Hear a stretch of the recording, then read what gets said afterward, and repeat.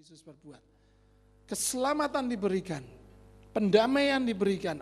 Apapun saudara baca di sini mengenai imamat, saudara akan menemukan korban untuk penghapusan dosa, korban untuk apalagi saudara bisa baca yang dari sejak kemarin korban keselamatan dan macam-macam saudara bisa lihat. Dan itu sudah Yesus lakukan satu paket komplit, saudara. Katakan komplit, saudara. Komplit itu di kayu salib. Dan itu dikerjakannya bagi saudara dan saya. Supaya saudara dan saya bisa beribadah dengan baik hari ini. Puji Tuhan. Saudaraku, saya menemukan satu hal yang menjadi perenungan saya yang ingin saya berbagi dengan saudara pagi hari ini. Khususnya di dalam imamat yang pasal yang keempat, saudara. Ayat yang ketiga, imamat pasal 4 ayat yang ketiga yang tadi kita baca. Itu berbicara mengenai korban penghapusan dosa. Jika ada seorang berbuat salah atau tidak sengaja berbuat dosa, melanggar satu hal yang dilarang Tuhan dan ia memang melakukannya dan kemudian ia berbuat dosa. Lihat ayat yang ketiga. Maka jikalau yang berbuat dosa itu imam yang diurapi sehingga bangsanya turut bersalah, haruslah ia mempersembahkan kepada Tuhan karena dosa yang telah diperbuatnya itu seekor lembu jantan muda yang tidak bercela sebagai korban penghapus dosa dan sebagainya. Saudara, jika ada seorang yang melakukan dosa itu adalah imam yang diurapi, yang melakukan satu orang tetapi dampaknya bisa kepada seluruh umat, saudara. Dikatakan yang sehingga saudara tadi baca, sehingga seluruh bangsa turut bersalah. Saudara, kalau saudara baca teruskan tadi kan ada kategori siapa yang berbuat dosa. Yang pertama imam, jika ia berbuat dosa, maka dampaknya seluruh bangsa. Kemudian ada umat. Kalau umat tidak disebutkan, kalau umat berbuat dosa dampaknya banyak ke seluruh bangsa, enggak saudara. Kemudian ada pemuka bangsa dan kemudian ada rakyat jelata. Ada tingkatan di situ saudara. Siapa yang berbuat dosa dan kemudian harus membawa lembu, harus membawa kambing dan sebagainya. Nah saudara, kalau imam yang melakukan kesalahan, itu dampaknya besar sekali. Dan pagi ini saya sedikit agak membatasi mengenai imam. Alkitab juga mengatakan bahwa seorang pria jika dia masuk ke dalam sebuah rumah tangga, dia akan mendapatkan berkat urapan imam, raja, dan nabi. Pagi ini saya sadar bahwa yang datang lebih banyak wanita daripada pria. Di antara pria pun tidak semuanya adalah suami atau ayah. Ada yang masih belum menikah dan sebagainya. Tetapi izinkan saya menyampaikan kebenaran hal ini yang saya renungkan bagi saya dan saya berbagi bagi saudara. Bahwa suami atau para suami atau ayah, saudara adalah imam bagi keluarga saudara. Nah saudara, jika imam itu ditaruh di dalam sebuah keluarga, maka dia akan menentukan standar bagi keluarga atau nilai-nilai keluarga. Seorang pria yang berfungsi sebagai suami, dia adalah kepala bagi keluarganya. Dialah yang menentukan arah kemana keluarganya mau dibawa. Dia akan menentukan standar di dalam keluarganya, saudara.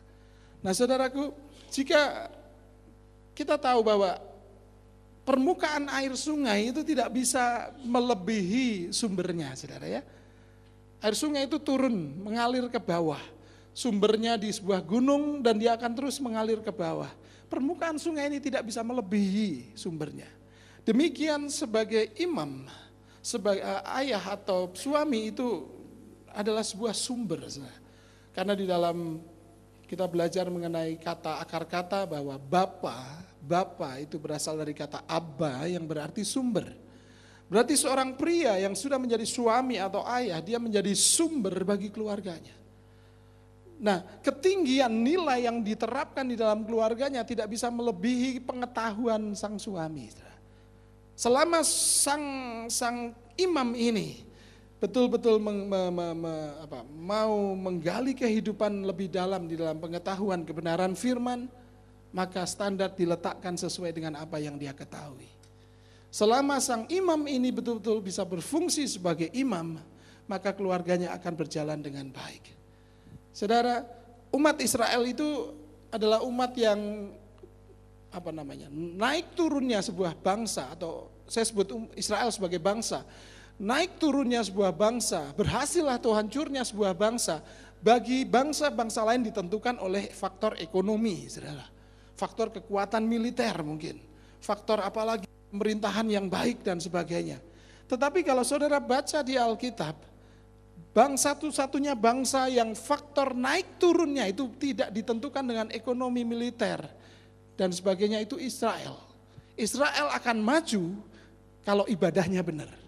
Israel akan hancur kalau ibadahnya ngawur. Saudara perhatikan mereka, kalau saudara baca Alkitab saudara, selalu pada saat ibadah mereka tidak benar, akan terjadi hal-hal yang tidak benar di dalam bangsa itu.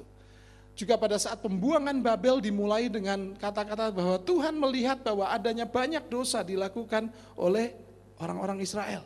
Makanya bangsa ini untuk sementara waktu 70 tahun dia harus hancur sebentar dan harus ada di pembuangan Babel. Saudara, Israel naik atau turun ditentukan ibadah mereka. Demikian juga imam-imam kita semuanya, keluarga kita. Naik atau turunnya keluarga kita ditentukan ibadah kita. Dan itu sangat berpengaruh adalah para imamnya. Dan mungkin saat ini ibu-ibu harus sementara waktu berfungsi sebagai imam. Karena imam yang sesungguhnya belum bangun, masih tidur di rumah. Harus sementara waktu teruslah berdoa bagi imam yang sesungguhnya akan muncul. Satu pemulihan akan terjadi dalam sebuah keluarga kalau imamnya pulih terlebih dahulu. Saudara, tadi dikatakan bahwa permukaan sungai tidak akan dapat melebihi sumbernya. Karena seekor kuda pasti akan melahirkan kuda, saudara, nggak mungkin melahirkan kambing.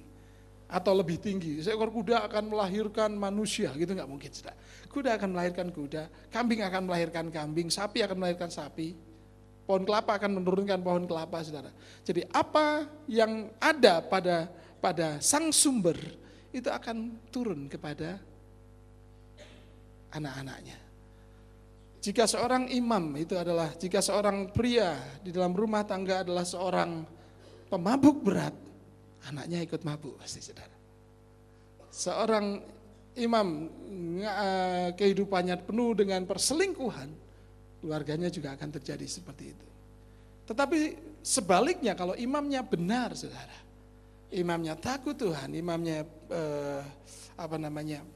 imamnya ibadahnya benar, imamnya mengerti mengenai kebenaran firman, dan itu dijadikan sebagai standar bagi anak-anaknya, keluarganya akan terjaga dengan baik.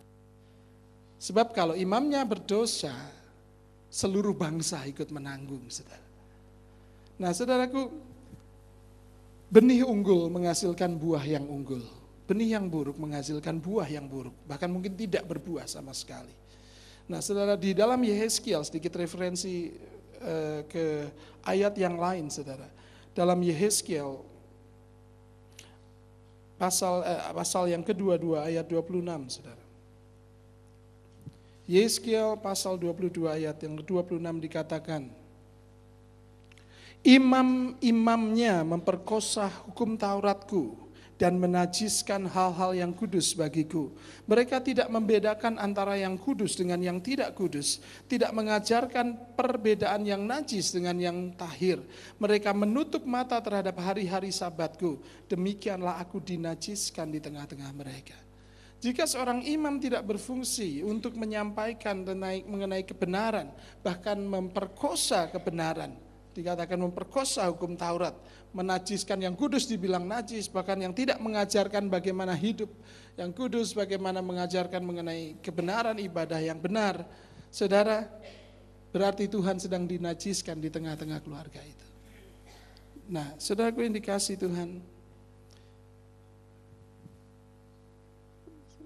saya melihat bahwa di dalam imamat ini membuka satu hal bahwa betapa pentingnya fungsi imam, betapa pentingnya fungsi seorang kepala seorang sumber. Di dalam keluarga, di dalam gereja, di mana-mana. Dalam perusahaan pun dibutuhkan imam, saudara. Di dalam bisnis saudara pun dibutuhkan imam. Ya. Tadi malam sedikit saya melihat acara Mata Najwa, itu mengenai proyek Hambalang itu, saudara ya. Pada saat ujungnya, itu yang diwawancarai adalah seluruh perusahaan, perusahaan Nazarudin itu. Itu perusahaan asetnya luar biasa, kemarin diungkap begitu, asetnya besar sekali. Kalaupun perputaran uangnya sangat besar sekali, saudara. Itu perusahaan yang sangat besar, dan kalau dinilai dari aset ya sebenarnya harus sangat kokoh, saudara. Tetapi karena adanya pucuk pimpinannya, yaitu Nazarudin harus berurusan dengan politik, suap sana, suap sini dan sebagainya, hancurlah perusahaan itu. Dan akhirnya menyeret seluruh anak buahnya. Tadi malam diwawancarai satu persatu anak buahnya. Nah, mereka mengatakan berbeda sekali keadaan dulu waktu itu berjalan dengan baik, dengan setelah ada main-main dengan korupsi dan sebagainya. Saudara, pimpinan menentukan ke arah mana. Imam itu menentukan kemana keluarga kita akan dibawa, perusahaan kita akan dibawa, gereja akan dibawa, sekolah akan dibawa. Kepala sekolah itu juga imam bagi sekolahnya. Semua yang ada di dalam level kepemimpinan yang membawa pengaruh kepada banyak orang, dia bertanggung jawab kepada orang-orang yang ada di bawahnya. Nah, saudaraku ini kasih Tuhan, Rasul Paulus pada saat dia memilih pemimpin, kualifikasi pertama atau kualifikasi utama yang dia ambil, yang dia jadikan sebagai standar, itu diawali dengan kehidupan keluarganya dulu. Di dalam 1 Timotius, 1 Timotius saudara.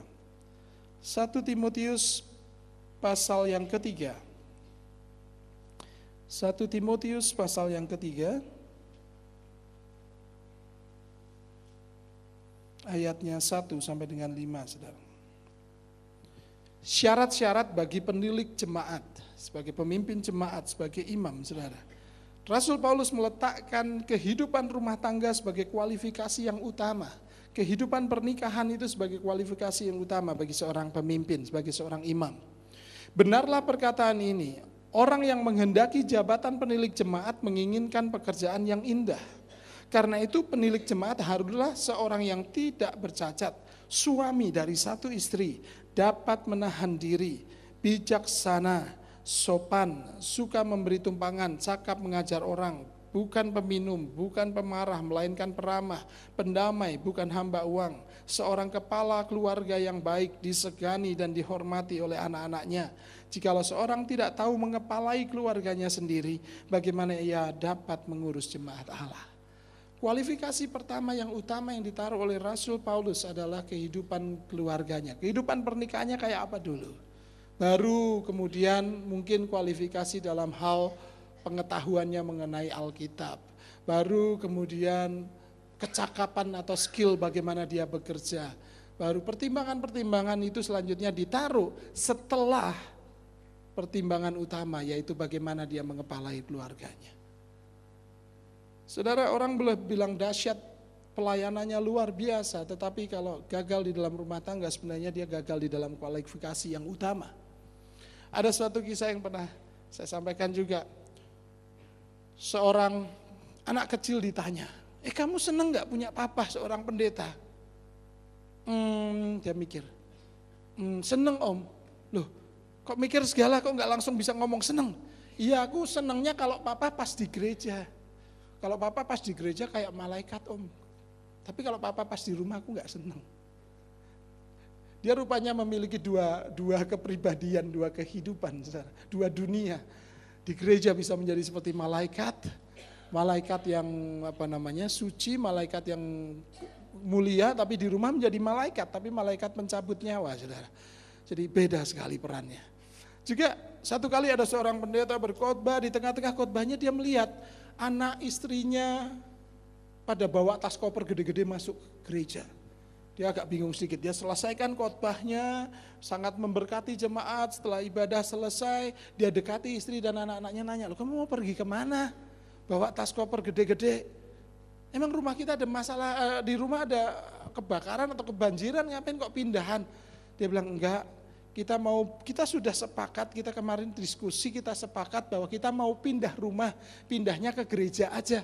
Loh, kenapa rumah kita kebakaran toh, rumah kita kebanjiran? Enggak, biasa aja, rumah kita enggak ada masalah. Lah ngapain pindah ke gereja?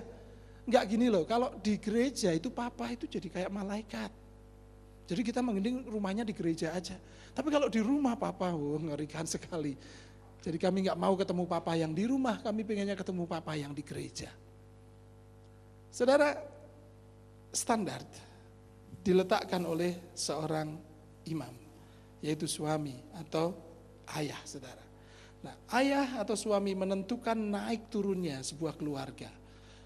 Kepala sekolah menentukan juga naik turunnya sekolah. Ya, saudara, semua naik turun ditentukan oleh imamnya. Karena jika imam itu berbuat salah, pengaruhnya kepada seluruh rakyat. Kalau imam itu benar, pengaruhnya juga kepada seluruh jemaat. Saudara. Jadi sekali lagi, imam itu bukan menjadi termometer. Kalau termometer itu keadaan kayak apa, dingin dia akan turun mengikuti suhu, keadaan panas dia akan naik mengikuti suhu. Dia akan menjadi termometer, ngikutin keadaan di luar saja. Bukan itu, saudara. Seorang imam atau seorang ayah atau seorang pemimpin, dia harus menjadi termostat. Dialah yang menentukan suhu.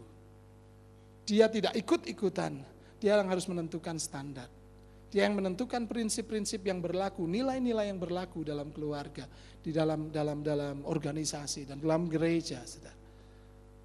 Bukan kamu pengen apa? Ya diikuti. Kamu pengen apa? Ya diikuti. Termometer, saudara. Hari ini anaknya mau makan enggak? Enggak lah, enggak makan. Ya udah, enggak apa-apa, enggak makan. Besok makan apa? Enggak, aku lagi malas makan, jajan aja. Jajan, saudara. Diikutin semua. Hancurlah keluarga kita, saudara. Tapi ada kalanya seorang imam harus memegang satu kendali. Enggak, harus makan. Kalau enggak sakit, harus ini, harus ini. Dan kita tahu itu untuk kebaikan.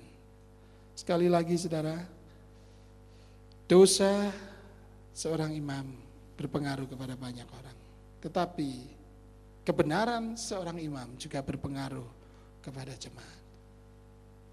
Puji Tuhan, Tuhan berkati kita.